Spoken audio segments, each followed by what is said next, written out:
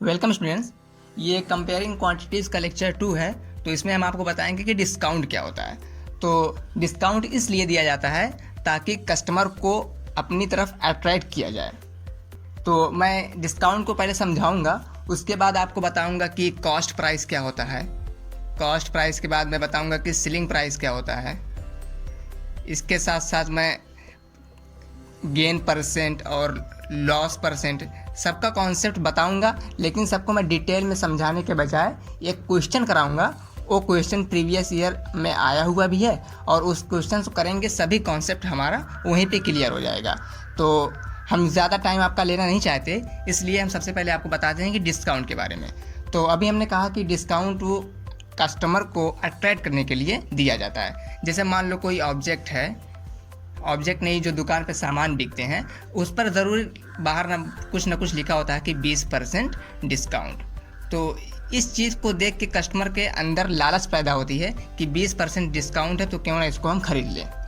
तो ये जो 20% डिस्काउंट है ना, ये मार्क प्राइस पे दिया होता है। मार्क प्राइस वो होती है जो ऑब्जेक्ट पे नीचे MRP करके लिखी होती है, उसी पर हमारा डिस्काउंट 20% होता है। तो MP हम शॉर्ट पे लिख रहे हैं मार्क प्राइस। तो मान लो इसी ऑब्जेक्ट का जो मार्क प्राइस है वो 340 रुपये है। ठीक, 340 रुपीज़। अगर ये 340 रुपीज़ इसकी मार्क प्राइस है और इस पर डिस्काउंट दिया है 20%, तब हम पूछ रहे हैं कि इस पर इसकी जो सेलिंग प्राइस है वो क्या होगी।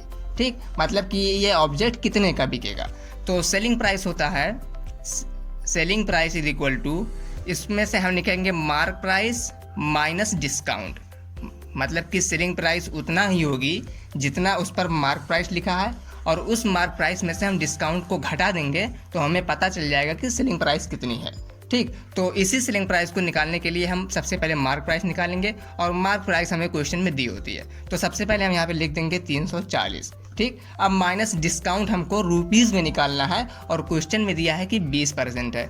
तो परसेंट को रुपीज़ में चेंज करने के लिए हम परसेंटेज, यानी कि पहले लेक्चर में हम आपको बताए हैं कि अगर 20% 340 का निकालना हो तो इस तरीके से हम करते हैं कि 20% ऑफ 340।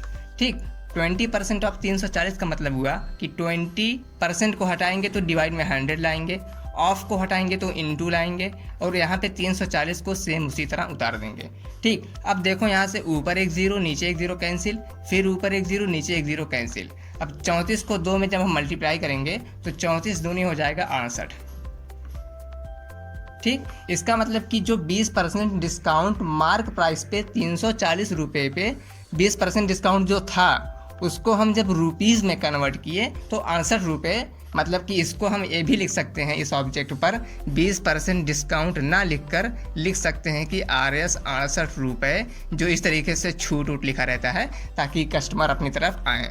तो इस तरीके से हम लिख सकते हैं। तो ये 68 रुपये लिखना उतना अच्छा नहीं लगता, इसीलिए परसेंटेज में डिस्काउंट दिया होता है। ठीक, तब हम निकाल चुके हैं कि 340 रुपये पे जो 20% डिस्काउंट है वो 68 रुपये आया है।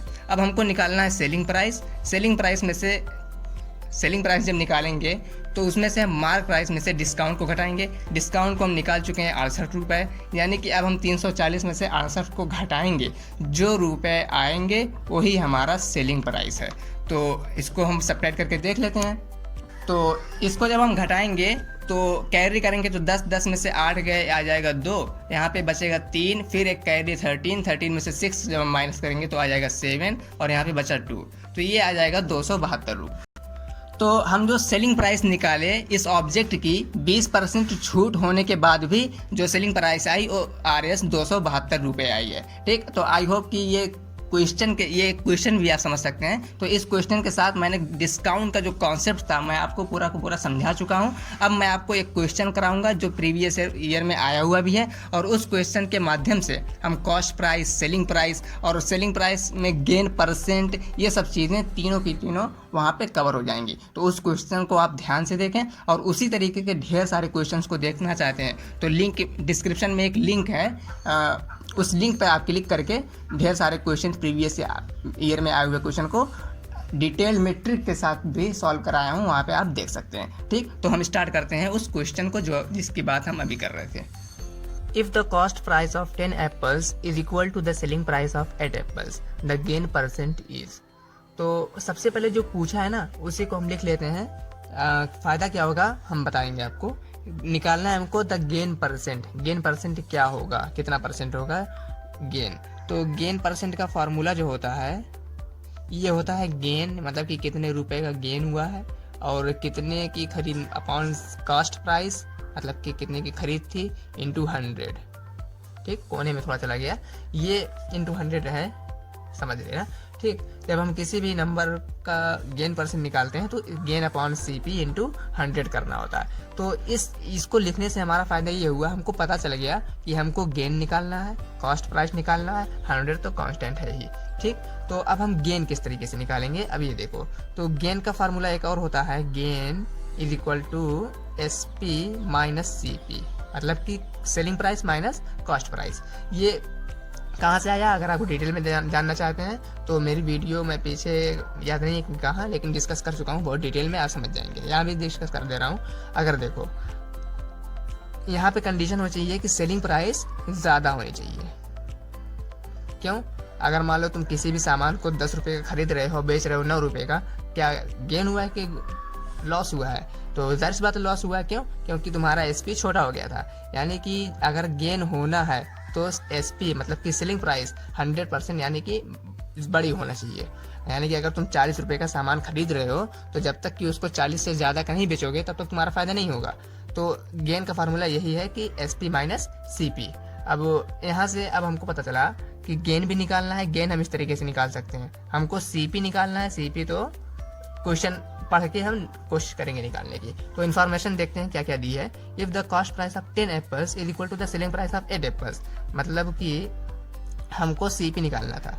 तो मान लेते हैं कि CP of 1 apple is equal to X यानी कि कॉस्ट प्राइस मान लो कि एक एप्पल की X है।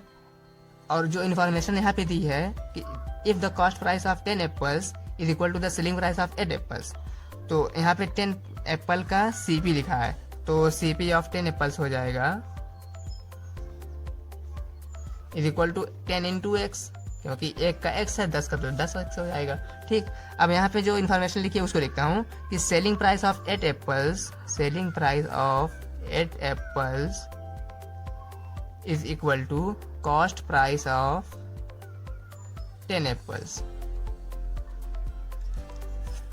ये क्वेश्चन में लिखा था कि cost price of 10 apples is equal to selling price of 8 apples. मैं थोड़ा सा पलट दिया हूँ कि selling price of 8 apples is equal to cost price of 8 apples. क्यों पलटा हूँ अभी आप समझ जाएंगे। देखो कि हमको जब गेन निकालना है तो गेन के लिए SP पता होना चाहिए, CP पता होना चाहिए। और CP यहाँ भी हमको निकालना है तो एक एडिशनल है।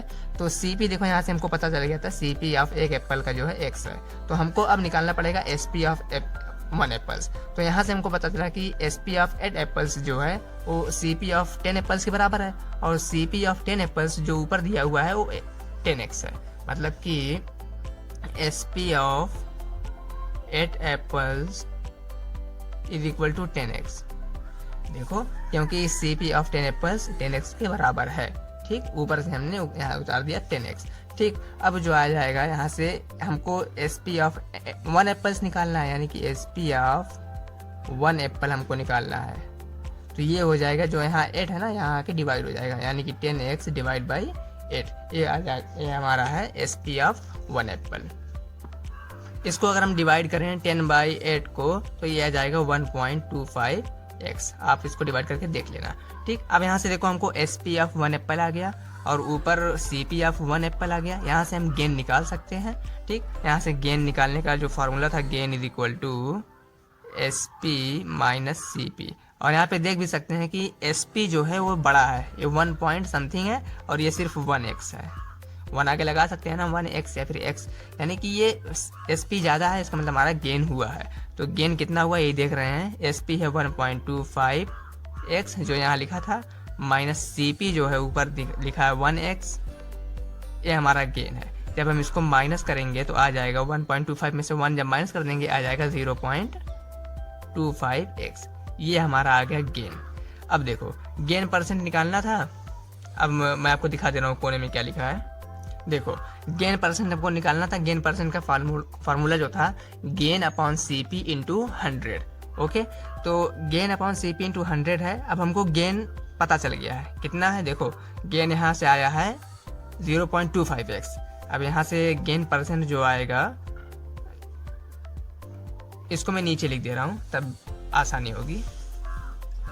देखो gain percent is equal to gain upon C P into 100।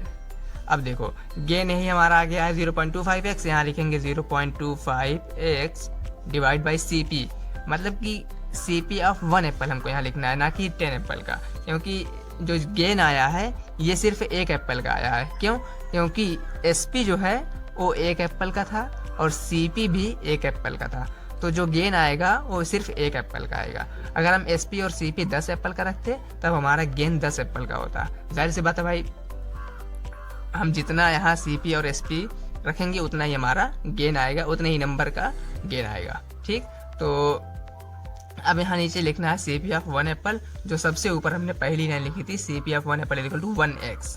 ठीक, तो यहाँ पे नीचे लिख देंगे 1x। ठीक, अब यहाँ से x कैंसिल हो जाएगा, यहाँ पे नीचे इंटू 100 करना बाकी है, इंटू 100। जब हम 0.25 इंटू 100 करेंगे तो ये आ जाएगा 25%।